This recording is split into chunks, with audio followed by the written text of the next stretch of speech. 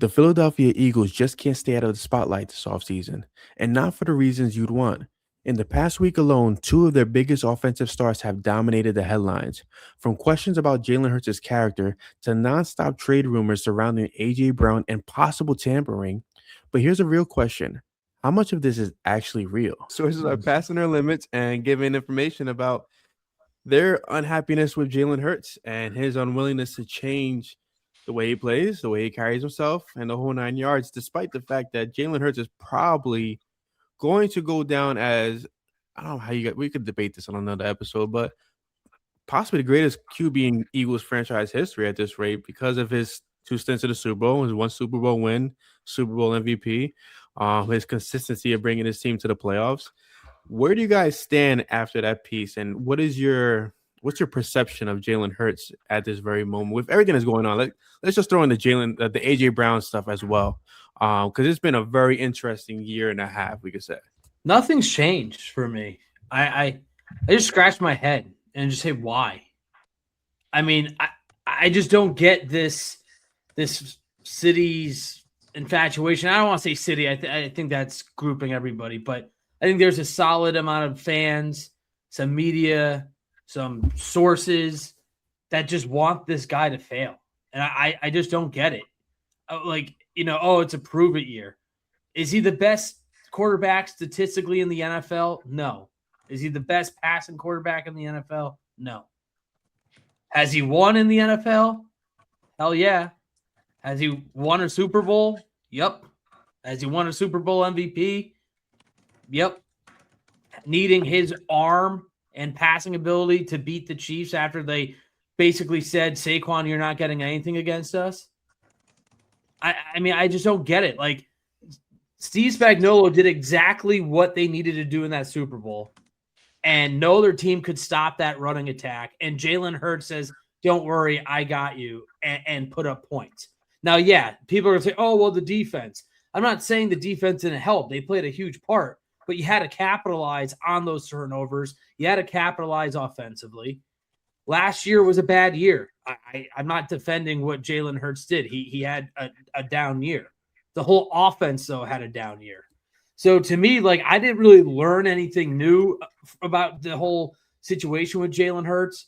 If the Eagles want to make this a prove it year, I guess that's what they're doing. I think Adam Schefter made a great point the other day, pointing out that Justin Herbert and Joe Burrow both got contract extensions 2 weeks after Jalen's, and nobody in their respective cities or nationally are clamoring why they aren't getting extended. Is this a prove it year for them? I mean, I could go on another 20 minutes of how I think Justin Herbert's the most overrated quarterback in the NFL, but the dude doesn't win. And then here we got a guy, Jalen Hurts, who has taken the team to the playoffs every single season as a starter.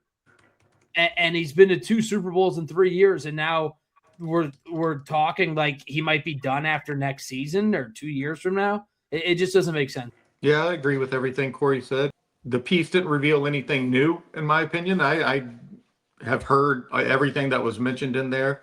That being said, I believe the writers were told everything they stated. I mean, have I ever seen or heard any of that? No. Like we said offline, he's a coach's son. He loves to be coached hard, and I've never, ever heard anything to the contrary. He's the face of the franchise. They promote him with everything they do. The upcoming draft party with him and Jihad, last week with Tick Pick, where you could go meet him. The NFL's promoting him with their new flag football league, and he is in the running to be the quarterback of that team in the 2028 Olympics. I mean, he's the face of the franchise, and they kind of want him to be a part of the franchise in the NFL.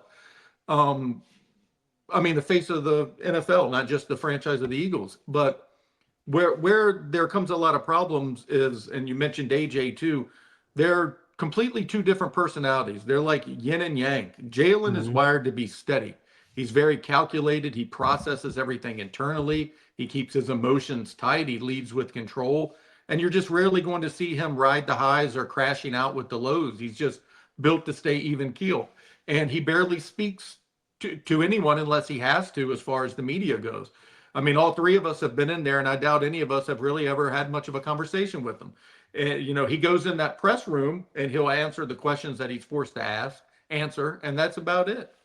Whereas, AJ's the opposite. He's expressive. He's emotional. He wears it. I mean, and yes, he wants the ball. You're going to know it.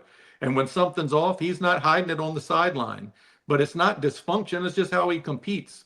So when those two meet in real time, it appears as friction to outsiders, which causes all of this speculation about AJ not being there.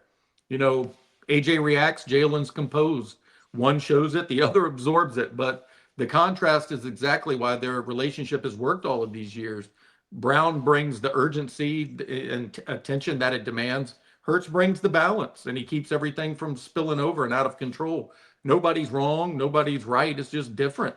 And the fact that we are here to this point, now where he could be traded, it's not due to any of the dynamics I mentioned. If it happens, it's due to something deeper than that. Everything that we just talked about has been that way since 2022.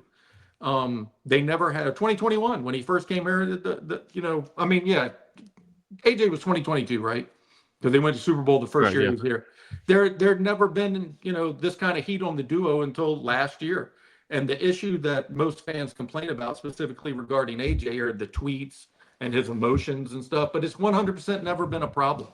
I mean, it's gone on for years. He's always done little cryptic posts and stuff, but nobody ever paid much attention because you didn't see the way things had transpired last year. And winning fixes a lot of things, and losing causes a lot of problems.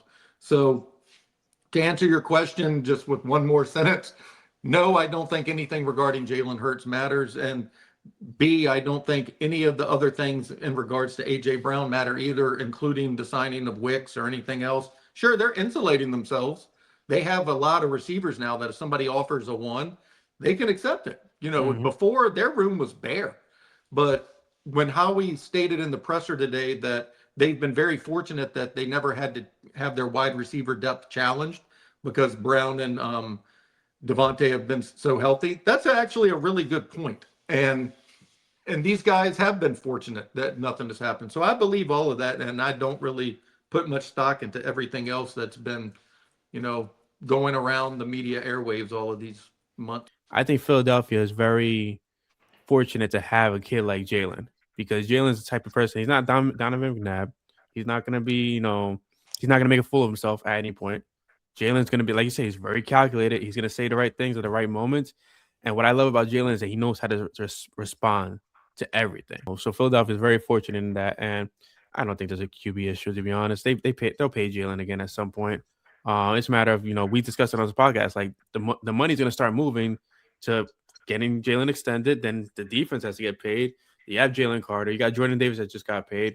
They got to figure out what to do with Nolan Smith. They got to prepare for Quinyon Mitchell, Cooper DeJean, and whoever else comes.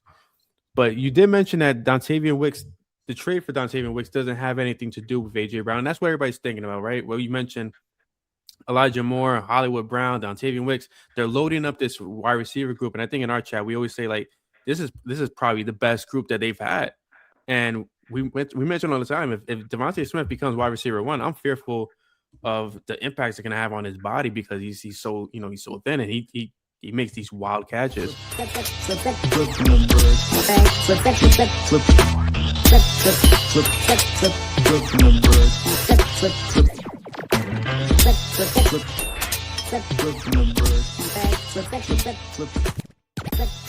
Flip